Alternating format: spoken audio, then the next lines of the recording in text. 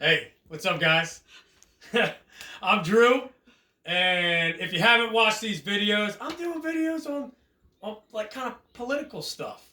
All right, and we started with the sheriff's candidates, and we're moving to the county commissioners, and we'll see if the DA wants to meet with me too. But my name's Drew. I'm a combat vet. I'm a firearms instructor, and I have with me a very special candidate, Lisa Carpenter, who's running for county commissioner. I'll be honest, I didn't give a shit about the commissioner's race, quite frankly, until recently. And now I'm very passionate about the commissioner's race. I was supposed to meet, and here's how it's going to work, folks. The election's May 17th, and what you've got is you've got 6 people on the ballot, right? You got 3 people that are already commissioners, and then you got 3 people that are, what you say, the new guys, okay? They're the challengers, okay? And based off of what I've heard and what I've now know about the commissioners is that these 3 guys got to go. All right, it's nothing personal, but there has to be a change there. So that's why I've decided I'm not even going to interview these 3 dudes. I want to talk to Lisa, Will Argenbright, and Mike Cayley. I'm already throwing my support behind them. So without further ado, we're just going to have an informal interview. And Lisa, why don't you start off? Tell us a little bit about yourself. Okay.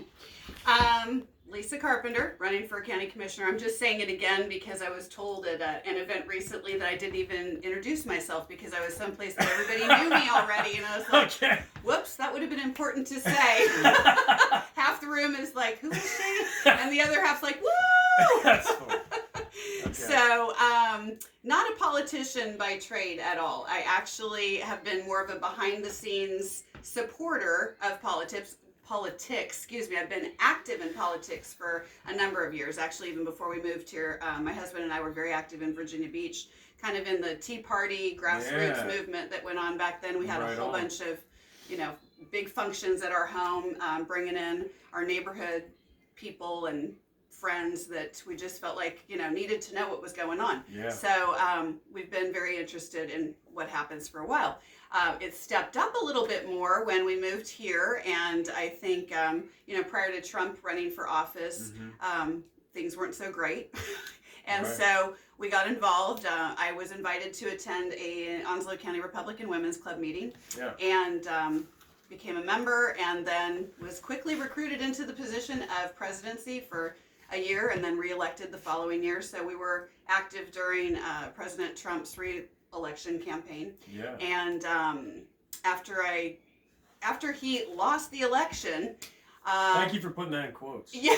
I know. Because, yeah. And after Dan Forrest lost his election for governor, which shady still too. Baffles me. I'll say that on camera. That's shady as hell. Yeah, I don't know how the whole state goes red, but that doesn't. But that governor, yeah, that's interesting. Things that make you go, that doesn't make sense. So anyway, I was kind of angry about that. And actually what angered me even more was following the failed election for Trump was the January 6th, not the insurrection, but the voting that was going on in the House, which did not support.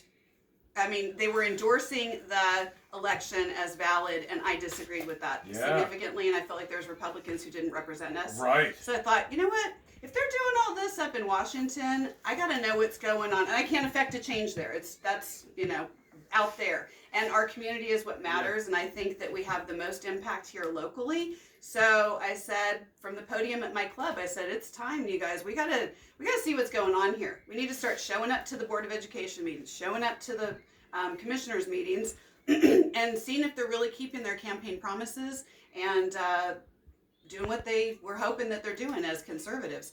And so I am a person that leads from the front, and I decided that I would start going to all the commissioners meetings to see what's going on. And right after that's when that vote for the deal with Equine Country came by, which the process I did not agree with. And so anyway, from that point forward, I just kept going to meetings to just kind of learn and see what was going on and see if I agreed with what was going on or if there was some things that I had a question or a problem with. And I have found quite a lot. So here I am throwing my name in the hat. I care a lot about our county. I care about what the future holds for, for all of us, for my family that lives here and, our future. So. Absolutely. Yeah. Anyway. Let me say this about Lisa as if she's not sitting right here right now, okay? I've only met her one time before this. And let me say, out of everyone that I've met running, she's got the best personality. All right, almost as good as my personality, okay? Almost as good. All right, she has this way of making me feel like I've known her my entire life, and there's not many people like that. Gail, if you're watching, Gail Frick, you're one of those people. All right, you've got really good rapport with people. I feel like I've known her my whole life. That's cool. All right, so that's a good thing. Another thing I just learned about her is really cool is her husband. Am I allowed to say that about your husband? He's a former. Okay, yeah, former frogman, which is really cool. All right, which is a Navy SEAL. All right, so I was hoping he'd come today. I'd like to pick his brain, but so this is a really important point you just made. All right, you know, most of the time people are so focused on federal elections, you know, and at the national level, presidency and Senate and all that, but in the Constitution, you know, when all of that fails, when you got people at these levels that are wicked, you know, that aren't protecting your freedom, then all of a sudden we come back here, and I'm like you, Lisa, now I'm focused on the local level. So we have these checks and balances all the way down, and now we're focused on the local level, where I believe now is more important, okay, than some of these national elections. Sheriff, county commissioners, board of education. And you decided to run, I mean, you could have been a candidate for board of education. You decided to go for the commissioners. And why is that? What specifically about the commissioners do you think is so important? Well, it affects our day-to-day lives in a big way. I mean, it's the job of the commissioner is to take care of the county with, in my opinion, the least amount of tax dollars possible. Yeah. And that involves EMS, that involves fire, the sheriff's department, zoning. I'm just learning about this. I mean, as I said before, I am not a politician, and I'm learning. It's like drinking water through a fire hose to figure out all the things that do matter. And that's so important too. She's not a politician. Neither is Will. Neither is Mike. All right. Versus the people that are already in there, we have this problem that if they're in there so long, then that's what they become. Yeah. And that's the other thing, is that the founders wanted regular people to become your representatives, which I'm already kind just like, boom.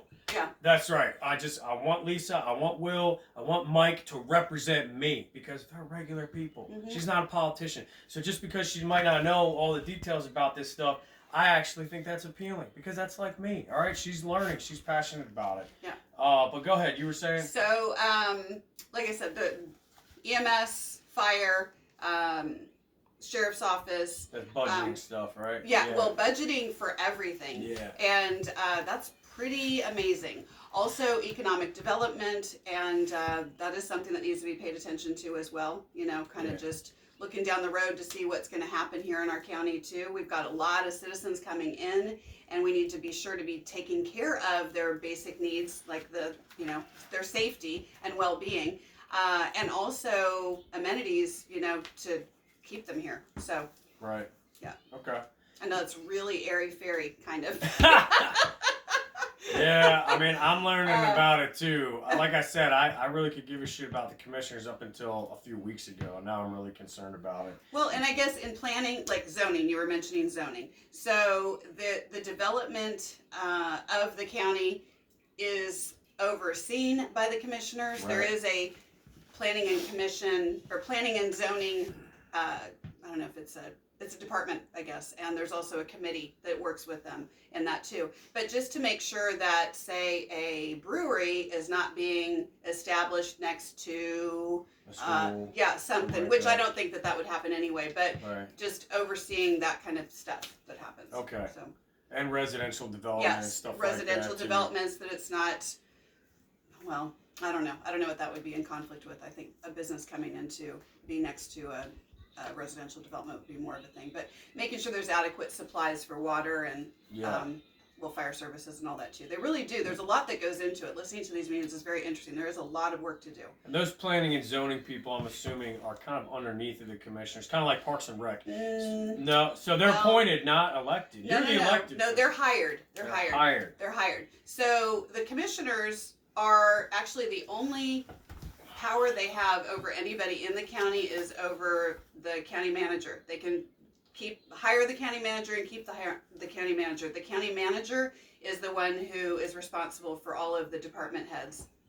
So who's like, the as a county manager commissioner, now? Do you know anything about her? her name is Sharon Griffin. Is she doing a good job, you think? I don't know her. Okay.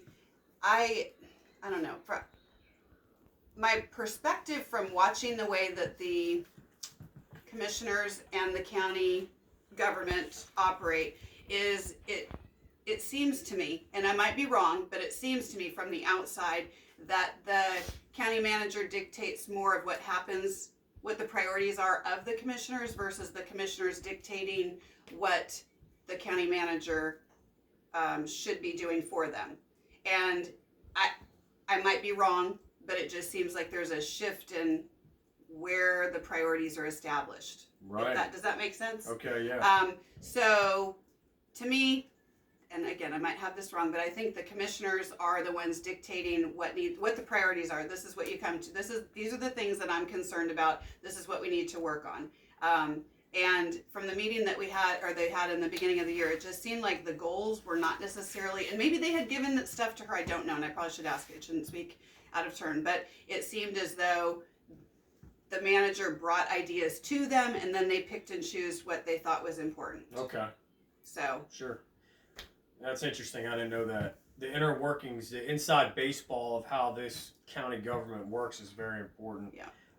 And a lot of it, just so you know too, a lot of it is dictated by the legislature. So the North Carolina legislature does have, there's certain things that the county is responsible for or can only do what is dictated by the North Carolina legislature as well. So House Representatives and the Senate determine certain things that then the county is bound by to a certain extent as well. That's interesting. Mm-hmm. Okay. And that's a Republican controlled Senate and House right now. Yes. It's not veto proof against No, and we really are hoping for a super majority. Yeah, that would be nice. Yeah. That would be helpful for some of the issues that I'm passionate about, constitutional carry, stuff like that. Yes. Real quick, I want to hit White Oak, okay? The first time I met Lisa, she came out to the White Oak ball fields, which have been an issue. I'm a coach there. My wife is a coach there. And compared to the other fields that are managed by the county within the league, White Oak is the least taken care of. It sucks. People don't like to go there to play. So it's been kind of neglected for over 50 years. And then, we wanted to get these candidates over there to take a look because the president, Wendy, and Kim and the other board of White Oak had gone to the Board of Commissioners and pleaded their case. And they were ignored. They were pretty much, pushed off to the side until recently. So I don't know if you know what happened after that. No, I don't. I would love the follow-up. Right. So the follow-up, from what I've heard just recently, is we had Royce Bennett show up, who's an incumbent, who could give a crap about this until his job's on the line. So he showed up, and, we had the new guys come. And after this, all of a sudden, we've seen some improvements on the fields here. We've seen dugout get cleaned up, the benches. There were some repairs made. Some good things happening. But what are your thoughts on White Oak, and what's your message to the parents and the coaches there about what you think is happening and what you can do as a commissioner? Just some thoughts on that. Well, okay, where would I start with this? It was disturbing to me because it was brought to my attention when I was at a commissioners meeting, and your friend Kim, who I'm not sure what her position, she's vice president of She's the softball commissioner. Okay. Yeah. So she stood up at commissioners meeting that I was at. Right. And, when she stood up there and very passionately pleaded the case for your group out here, it seemed to me that it was brand new to all the commissioners that were sitting there, and I thought, well, that's kind of funny. Because it is, in my understanding, it is a county responsibility. Right. Parks and Rec, it falls under Parks and Rec, correct? Yes. Okay. And they didn't seem to know anything about it. Then I went to the meeting, and your president, Wendy, said that she has pleaded this case for a number of years. Yes. And so the disturbing thing to me is that which I see in a lot of things, I think that's the one thing that I really think needs to be fixed. There is a lack of communication and follow-up in a big way. An idea is brought up and nobody sticks with it and sees it all the way through to the end and finds out what the problem is. Because from listening to Royce talk about it's behind the school, so it's the school's responsibility. Right, he wants to shove it off. And then the school has told Wendy, I guess, that it's the county's responsibility.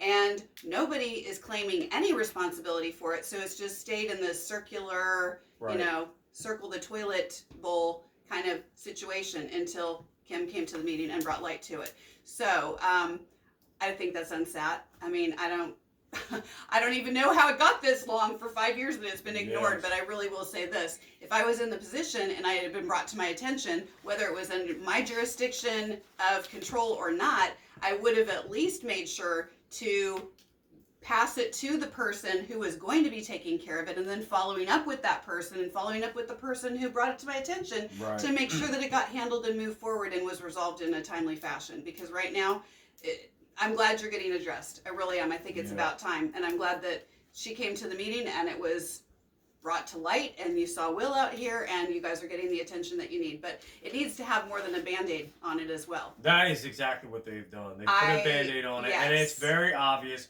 Royce, he was not invited to this meeting. I don't know how or who invited him to the meeting. It's fine. He showed up. All right. And there's nothing personal against him or Mark or Tim. Okay. But, I mean, they had their chance. They had their chance to do something. And now that their job's on the line, it's very obvious, well, they're going to try and do something about it. Okay. Which to me is too little, too late. Okay, I'm ready to move on with somebody with a new perspective. However, for the time being, I think it's good that you guys are getting something's moving forward, you know? Mm-hmm. That is good. And it brings me to my next question about Equine Country, okay? What we want at White Oak is we would like a new ballpark, okay? We would like, I think we deserve it. I think there's also, Richlands has got their own great facility. Are you talking about Steed Park? Is it Steed? That is beautiful. I just went there last week. That is a really nice park. Yeah, it's nice because now teams from other regions can actually, it's tournament legal. Nobody's going to come to White Oak. It sucks. You're not going to be able to do a tournament there. Okay? It would be nice because the population's growing in this area, in this zip code, to have our own park. Now, this brings me to this next point about Equine Country. I didn't even know about this until Will was sitting right here and brought it up to me. Okay? It sounds kind of shady. All right, so we wanted the county to maybe buy a piece of property for the kids here as a park, but maybe they already blew their load on Equine Country. I don't know. Can you tell me about what was so shady about this purchase of Equine Country? And this is out by Richlands, right? It's 258 between Jacksonville and Richlands. Okay, so 258. I've never been there. I've never heard of it. Now I'm learning, wow, okay, so they spent a lot of money on this. Mm-hmm. And can you tell me what your thoughts are on this whole issue that happened? Well, like you, you didn't even find out until after the fact. This went on. Sure, yeah. This went on a year ago. Right. Oh yeah. So I didn't even know the timeline. Yeah. This is old news. This is old news. A little bit. Okay. But so a year ago, it came to the public's attention that the county was purchasing Equine Country. Right. And it had clearly been something in the works for a number of months because it was a significant purchase. It was $2.5 million. I think the property itself originally was $1.25 million, and then since then they've had to invest some more money. How many acres do you remember? I don't know. No idea. I don't know. I mean, I'll be really honest with you. Other than the fact that, my biggest point with the whole thing, two things. I do think that the biggest problem was, and it happens, I've seen it happen a couple of other times here, is that there's no knowledge that's being shared about the possibility of this kind of a purchase. It's not being open to the public. It's nothing that anybody had any idea was possibly going to be happening until it was already a done deal. So the process that led up to the purchase is the thing that I have the most problem with. There was no public comment. It was not communicated well. Right. It was not communicated openly. And I do think, we have a representative government and we all need to be represented and have a voice in that. So it should have been brought out. There should have been some kind of referendum or not a referendum, a vote. I don't even know the correct terminology, but people should have been aware of it and had maybe a pros and a cons of this is what it is, this is what we're hoping it will be. I do know in this county we do need to add some amenities. There's definitely your baseball park or softball park. That's something. I understand it's a lot of money. It is. Talk about taxes and budget and all that stuff. It is. I don't even know how that would work. I don't know how difficult that would be to do that. But I think if the county can just go out and buy Equine Country in an area that's already got tons of parks, why couldn't they just do that out here where we got a 50-year-old facility here, you know? So. Yeah. Well, and I don't feel it's probably not been on the radar. Yeah. Is all I can say, because I don't know how much every one of them, and I don't know whose responsibility it is to get out there and check out all the facilities and make sure that they're up to date and they're safe and they're providing what they need to be providing to the people using them. Yeah. You know, I mean, Steed Park clearly is. This one is clearly not, and it's embarrassing to me that the parents have invested so much. Right. When, I don't know, it could have been taken care of differently. That's all I think. Absolutely. Okay. Let's take a quick break. I'll get a drink of water. Okay, I had to take a little break here. Lisa's she's even better off camera, okay? Kind of like, Colonel Thomas was really like that. Colonel Thomas, if you're watching, you know, once he got off camera, once he got off camera, he was like showing us pictures. Hey, check it out when I was with the biker gang and this and that, showing us all kinds of stuff, telling stories. He's a funny guy off camera. You know what, though? Here's the thing. It is, when you are just talking one-on-one, I mean, for me, and I think he's the same way, you can be more comfortable being yourself. Of course, yeah. When you know you've got people watching. You've got your enemies watching. You've got your friends watching. I don't know who's watching, but, you know, I connect better with one-on-one with people. I know that about me. Of course, yeah. So one thing, we were kind of talking about some other political stuff. You know, when I first met Lisa, she brought to my attention this very interesting little factoid about the current commissioners having to post up their COVID, story or some kind of garbage like that. So I want to talk about that real quick and your position on the masks and the vaccines and this whole weird situation we find ourselves in with this pandemic, okay? You didn't call it that. Scamdemic, I'm sorry. No, plandemic. Plandemic, that's even better, okay. All right, so tell us about this. So after I was no longer the president of the Onslow County Republican Women's Club, I started paying attention to more stuff on Facebook. Because, you know, when you're representing a group, you do need to be appropriate because you're representing a whole group. And, how many members are there of that group, by the way? I should probably join that. Currently, yeah, you should. It's really a lot of fun, and we do a lot of good work, grassroots work.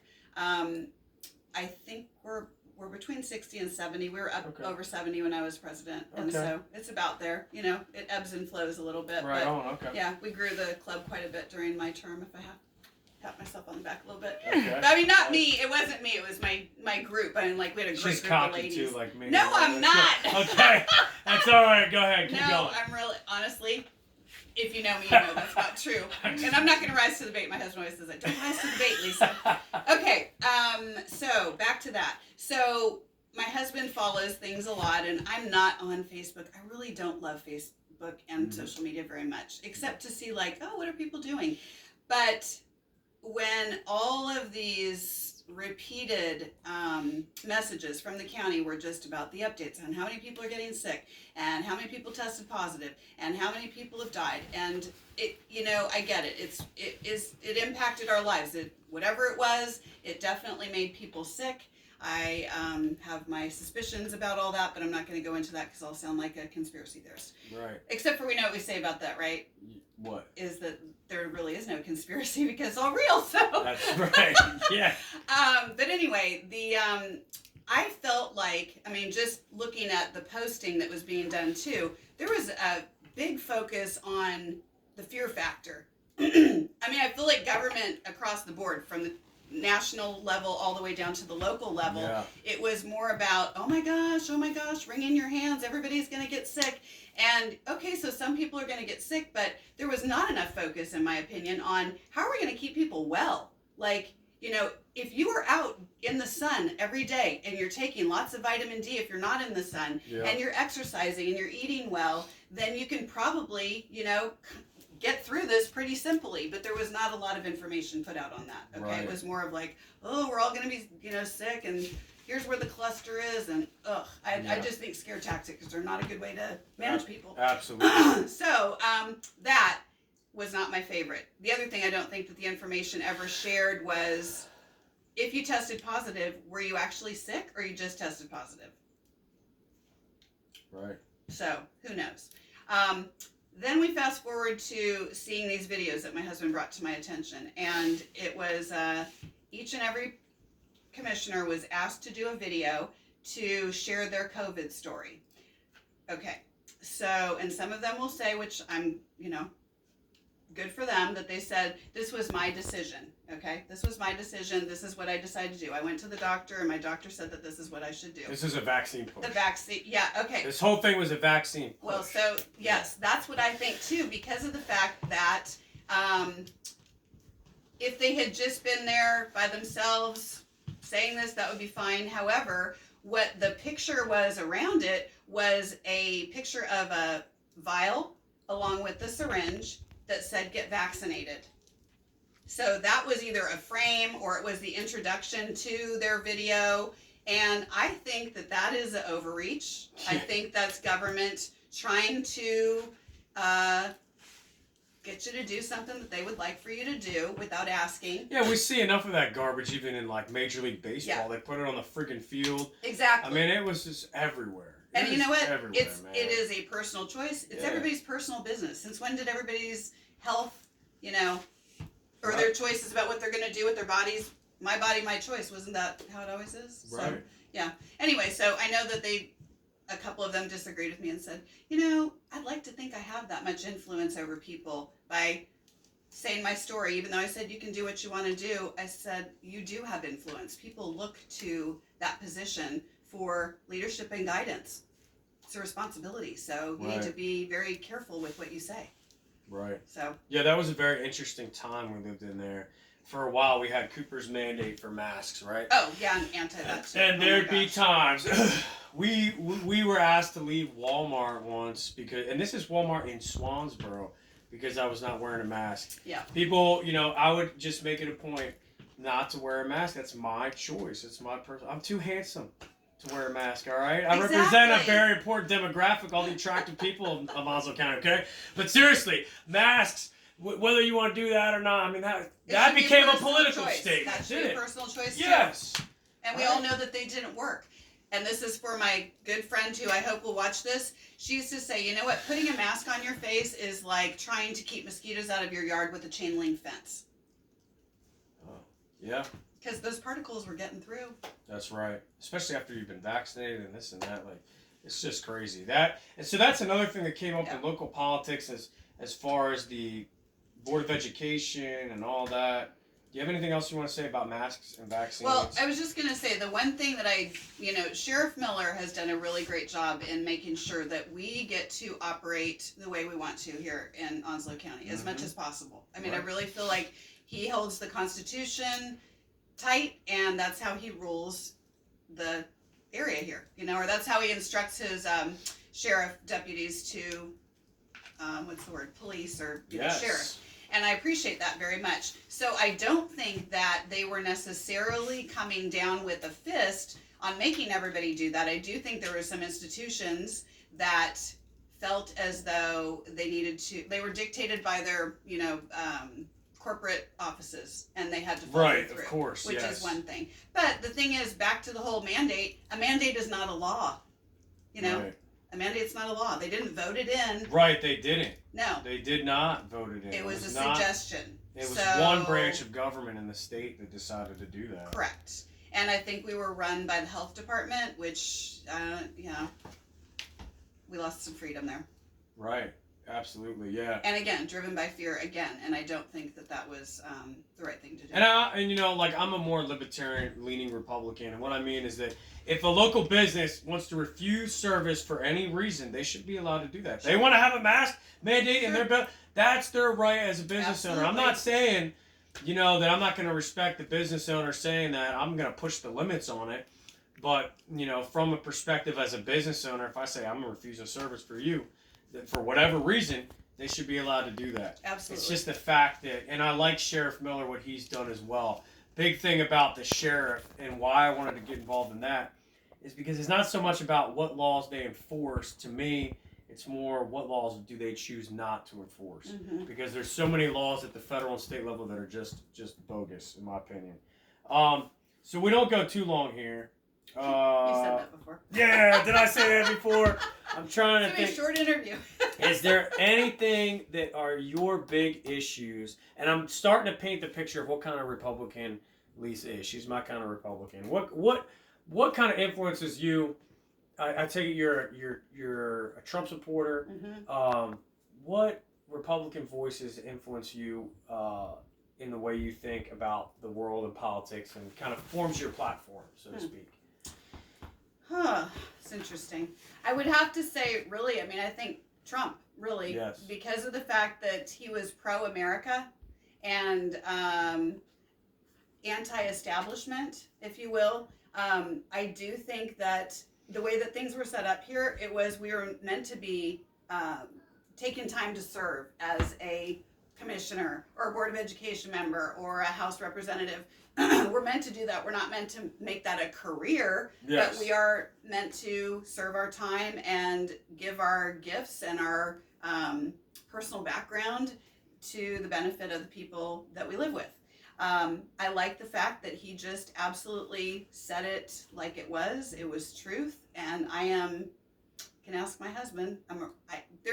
I can't lie. I mean, that's one thing I just can't. I don't have a poker face at all, and you can tell if in my tone of voice, if I start saying something, I'm like, what do I even know? What's right is right, and that's just how I am. That's how God made me, and I think that's a good thing. I'm a rule follower, but I believe passionately in things, and I think Trump really did that. He also just, he wasn't going to, I hate this phrase, I think it's a little overused, but go along to get along, you know? Right, yeah. You didn't care if you hurt anybody's feelings either, so that's sometimes important. you have to stand out and be different, and when you look at the big picture and you see the problems, you have to address them, even if it's going to ruffle feathers and make people angry. Nobody likes change. I mean, that's the thing. Really, people are very happy being, even if it's uncomfortable, they are used to being in that particular situation. They don't like change. It's uncomfortable, and it takes them, I don't know. It makes people uneasy, I think. So change is something I think people buck because of that. Yes. But it's good. You know, and we are changing here, and we do need to be looking ahead. There's so much going on in our world today that we need to be addressing. You know, I mean, this is, I don't know. I see that things can not necessarily be getting better for a while. Right. And we got to have people there that are looking at, I mean, for instance, with you're a homesteader. You're somebody who is taking care of what it's going to look like if we have a food shortage. Right. Food shortages are something that I think are going to be a real thing. Mm-hmm. And, in our community here, we need to support each other in taking care of each other, because if that happens, it's going to be kind of scary. Yeah. You know? There's a lot of people that think that way in Onslow County. Yes, there are. There is I would say there's a demographic in this county that's very unique. I was telling Colonel Thomas, you got a lot of gunfighters in this town. Yeah. There's an enormous, went 62% to Trump. So it's a very, very red, like-minded thinking county. Even with the growth, we have like-minded people coming in here. But also in that agricultural sense, there's a lot of backyard homesteaders that are in this county. People that have this agricultural root that is very important, I think, in this republic. People that understand you got to grow your own food, whether that's meat rabbits or, like for us, steer, growing vegetables, canning vegetables, stuff like that. Do you have a message for those people out there? I mean, keep going. I think we got to be self-sufficient. I really do, because to me, there's, if you pay attention to anything outside of mainstream media, you can see what's happening. I mean, fertilizer is not being shipped anymore because it's expensive. Yeah, very expensive. So start storing up. Start looking around at what you're doing. I mean, I'm not trying to be like a, doomsday prepper person, but I don't know how we got to this point where we are. We're all about convenience. We're all about making sure the government's taking care of us, and I think that's going to be a rude awakening someday, not too far in the future, for those that have not thought past next week. Absolutely. So yeah, we need to be more self-sufficient. Yeah, and that could be a thing. It's good for those people out there to have a representative as a commissioner, because that's something that comes up where, hey, you're not allowed to do that in this neighborhood. You're not allowed to have a few chickens. You're not allowed to do this because of zoning and this and that. Mm-hmm. And I think in this county, we need to take a particular care for that mind I agree, of because people. there is a large population. There here. is. There's a Mhm. huge It's amount of growing. people in this. And you look on Facebook, Barnyards by the Sea. There's like thousands of people that exchange chicks and ducks and all this stuff. You know, it's very important. What's our time at, Holly? 35. 35. All right, we'll finish out here. I don't know if there's any other big issues that you want to speak about. You brought them up. I mean, Okay. really well. Other than that, I mean, I guess the one last thing that I think the source of a lot of angst here in our community that I've noticed since the beginning of the purchase of Equine Country, I think that's when it really came to a head. And from my observations and going to the meetings, is there seems to be a disconnect between the county commissioners and government and the community. And I think that there is a lack of getting the message out with all the details that has people angry when decisions are made because they're not part of it. They don't know what's going on, and they don't understand. And so I feel like that is a place that really needs to be addressed more. I know that there are some things in place right now that you can do to participate. But I think getting out in the community more and being, holding maybe informal town halls or something where around the community throughout the county, because we have a big county. Our county is not just Jacksonville. It's huge. It's huge. It's huge. So if you go out to, Richlands area, and you have a couple of commissioners and a couple of, I'm not even sure what their name is. Are they town council out there? So do the commissioners have designated areas? You kind of No. mentioned that before. No. Okay, they don't. Not in this county. Okay, in other they don't. counties of the So state, they'd they be do. like, all right, Lisa, you got Yeah, like White a Oak, district. or Nope. okay, not in this county. All right, Nope. so you represent everybody. Yep, Yep. you sure do. Okay. But I think in order to do that, you got to get out. You know, Right. like if I were in, I would say maybe I go out to Swansboro. I don't know those people, and see what kind of concerns are important to them, and have a more informal, instead of sign up for 5 minutes at a county board or commissioners meeting, have more than 5 minutes to be able to talk and just mingle and see what's going on. Get a finger on the pulse of what's happening and what priorities people see. Yes. Just more open communication. Right. So. Yeah, I think also it'd be good for you commissioners to visit some of the gun shops too, because that's a voting block right here. There's 5 gun shops. You're saying I haven't been there. I'm not saying you haven't I been was at there. the gun and knife show. Yeah. Actually, had I filed yet? I'm It not wouldn't sure. surprise me. Lisa being at the gun show, okay? But that's a big voting block also.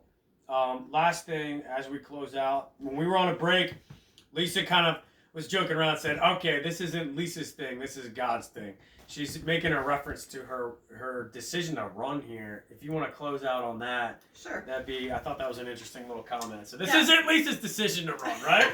This is God's decision, huh? No, if I had my decision, what I would do is I'd be gardening at home, Sure. and learning how to take care of my chickens that I have now and Yeah. stuff like that. After I finished my term as the Onslow County Republican Women's Club as the president, I was tired because we worked. I put 150% in when I worked, and working for 2 years is like, wow, I can just like sit back and garden and maybe do some other, prepping kind of things. And I had multiple people asking me what are you going to do, Lisa? What are you going to do? And I said, I'm just relaxing. Like, I had people say, I think you should run for commissioner. I think you should run for something. And I said, no, I just really, I need a break. I don't feel like this is, I need a break. And then the filing, the whole redistricting thing happened locally. And I'm sure you know about that, the redistricting of the state. Do you remember hearing about that? I've heard about it. So, I don't know where the lines are, but I've heard about it. Yeah, going to the Supreme Court too. With the North Carolina representatives, there was district shifting, to make it equitable. But it really favors the Democrats, doesn't it? Ultimately, I don't know. I don't know. But when that happened, they put a kibosh on, like they said, okay, we need to stop the filing process for candidates running for anything because we need to see how this all shakes down. So I had someone come up to me and say, Lisa, I've asked you to do this before, to run, and I just want you to know, have you ever prayed about it? And I said, no, doggone it, because I always think, people that say, I'm going to pray about it, that's like a no, I'm just going to go over here. But I really, I took it seriously, and I sat down, and I actually didn't sit down. It was a couple of weeks that I really just prayed about it. And God gave me a big, swift kick up in the booty. Yeah. That it was, I mean, actually, I shouldn't say that. He just really said, this is what I want you to do. And even people who I was hoping would say, no, you really should just take a break, Lisa. You've worked really hard. You're tired. They're like, I can see you doing that. Like, I think you'd be really good, and I think it should be something that you consider. So here I am, and I'm really being obedient, and I am, now that I'm in it to win it, because I do think that I have a lot to give. And I think that it'll be a great, what's the word I'm looking for? It'll be a great feather in God's cap, for me to get in there and be able to do what I can do with the gifts that He's given me. So. Absolutely.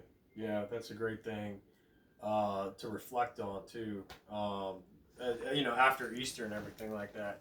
I'm not a particularly religious person. I try to be good, but, that's very important to listen to God and have people in there that understand that there's a higher being kind of controlling our decisions right there. I'm sure glad that you're running, and we're gonna do everything we can to get Lisa in there. The election is May 17th, so you've got 3, and once that primary is over, we're locked in with those 3 commissioners. All right, so we're pushing for Mike Cayley, Will Argenbright, and Lisa. So if you have any comments, comment, like, subscribe. If you got any questions to ask Lisa, just go ahead and comment, and we'll get them to Lisa. But otherwise, I don't think they there's can anything. go to my website, or yes, they can please, go to website. yeah. So you can go to Lisa, the number 4 BOC.com, and there's a place there that you can sign up to volunteer. If you want to help me with my campaign, you can send me money. It's a little expensive to do this. And also share with me what your priorities are, because I really do want to hear. I mean, that is one thing I feel like I am, God gave me the gift of just communication and my ability to listen and understand and connect with people. And I think that's partly why He's got me here. So share what you would like, and I would appreciate it. And and anything else that we can do to help Lisa to get you elected, is there anything specific you need? I know that poll workers are something that we're going to need as well. Yep. So, and actually on my website, there's a place to sign up and do any of those things. Right. So I'll probably be out there at our poll station. Good. Thank you. I'm hoping so, as long as there's my no friend conflicts. Linda will be so grateful. There's a lot of spots, and there's 28 precincts. Oh my gosh, and there's a lot of voting days. I don't know. I think I'm well, going to early voting. You didn't mention that early voting starts a week from tomorrow, the 28th. So and registration. What'd you say about that? April 22nd. April 22nd. If you haven't registered to vote, do so, and we'll put a link in the description box below. Register to vote, and then vote May 17th or early voting. Yeah. I'm more of an in-person. I like to do it on the day. Ditto. Yeah, I just like to do that because Yeah. we're suspect of the voting system here too. So I just. And you know what? I just want to say before we leave, one last thing. I really appreciate that you do this. I think that it's representative of the fact that people are awake now. There's a whole different population that I don't think was paying attention or knew how important all of this was, and we got taken. Yeah. And I think I might be.